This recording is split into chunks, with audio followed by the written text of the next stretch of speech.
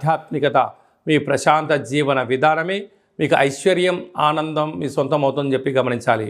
లేకపోతే పోలీస్ స్టేషన్లు, కోర్టు, గొడవలు, అశాంతి, ప్రశాంతత లేని జీవితం పొందే పరిస్థితి ఉంటుంది. ఇలా ఎక్కువ కాలంగా ఆలోచించారనుకోండి, దీర్ఘకాలిక వ్యాధులైనటువంటి షుగరు, థైరాయిడ్, నరాల బలహీనత, బ్రెయిన్ స్ట్రోకు, పెరాలసిస్ లాంటివి వచ్చే పరిస్థితి చాలా అధికంగా ఉంటుంది.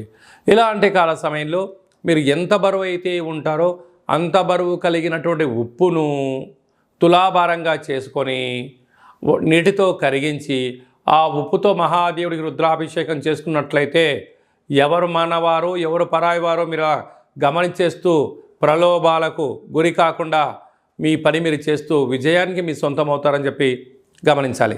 సంతాన స్థానంలో రాహు సంచార స్థితి ఉండడం వల్ల మీ పిల్లలు, మీ ఎదుగుదల, మీ యొక్క కుటుంబం గురించి అనేక మంది చర్చించబోతున్నారు.